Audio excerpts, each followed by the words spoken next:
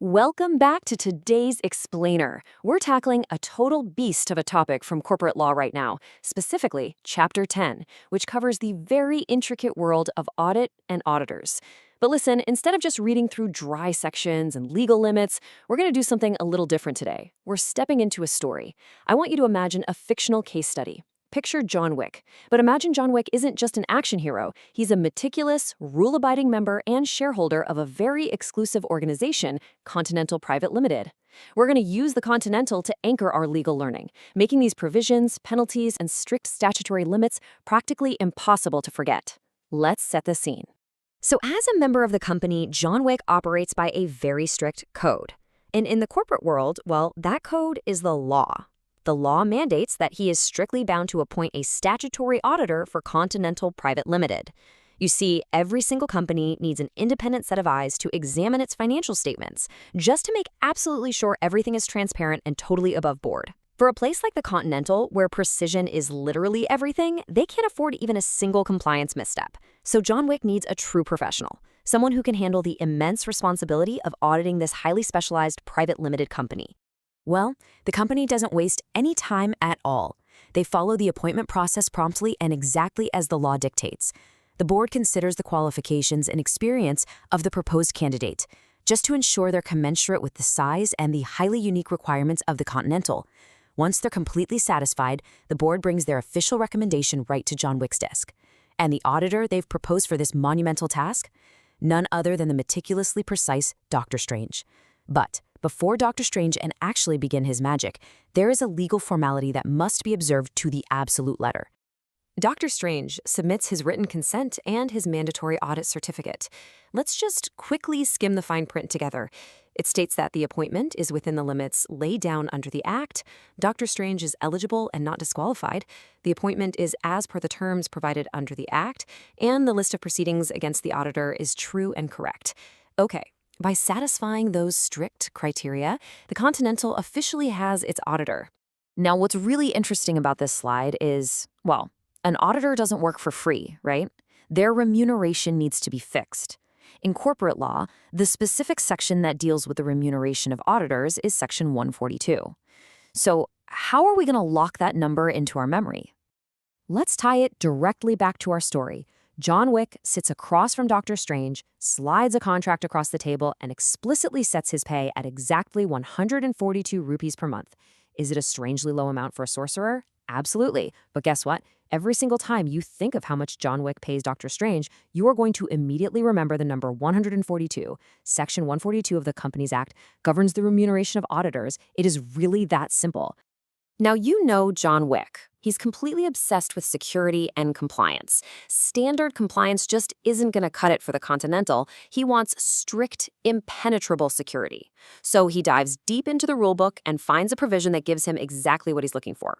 Section 1 through 9, subsections 3 and 4. You see, rotation of the company auditor is applicable if certain conditions are met, specifically 4 conditions relating to things like paid-up share capital or public borrowings hitting specific thresholds. If even one of those conditions is complied with, the rotation rules kick right in. Because the Continental easily meets these high-stakes conditions, John Wick has the power to pass a resolution for extra security. He can mandate that the auditing partner and his members within the firm be rotated at specific intervals, or he can resolve that the audit be conducted by more than one auditor. John Wick looks over these options. He knows the Continental's books are incredibly complex, and relying on just one person, even someone as skilled as Dr. Strange, might be a bit of a risk.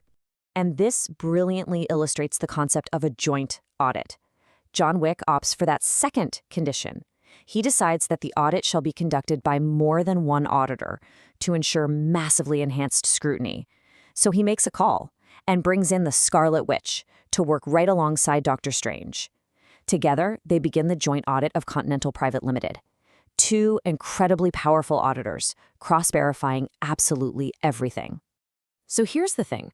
While auditors have a ton of power, there are strict boundaries they absolutely cannot cross. And this brings us to our next major story beat and our next memory hook, Section 144. To truly understand this section, we've got to look at Dr. Strange's rather mysterious rulebook. Under the Companies Act, Section 144 outlines a very specific list of services that an auditor simply cannot perform for the company they are auditing. They must remain completely 100% independent. In our story, Dr. Strange carries a heavy, glowing book containing these forbidden services. And how many pages does this book of forbidden magic have? Exactly 144 pages. The 144-page book of services not to render. Whenever you need to recall prohibited services, just picture Dr. Strange's 144-page book, and boom, you instantly have your section number. Okay, let's move forward and see how this builds into our next scenario. The Continental is hosting its annual general meeting. As the statutory auditor, Dr. Strange has a legal duty to attend this meeting, unless he's explicitly exempted. This is covered under Section 146. How do we lock this one into our memory? We focus on Dr. Strange's peculiar punctuality. The general meeting at the Continental is scheduled for 2 p.m. sharp, but Dr. Strange, he always arrives early. He steps through his portal and into the meeting room at exactly 1:46 p.m. No one knows why he chooses that exact minute, but he never misses it, arriving for the meeting at 1:46 p.m. There you go, Section 146, Auditor's Right and Duty to Attend General Meetings. You've now got 3 major sections completely memorized through these narrative hooks. All right, let's fast forward a bit. The timeline progresses. Year 1, Year 2, Year 3, Year 4, and finally Year 5. 5 whole years of successful, highly compliant joint auditing have passed at the Continental under the watchful eyes of Dr. Strange and Scarlet Witch. The books are totally spotless, but the law, as we know, is relentless. Time is up.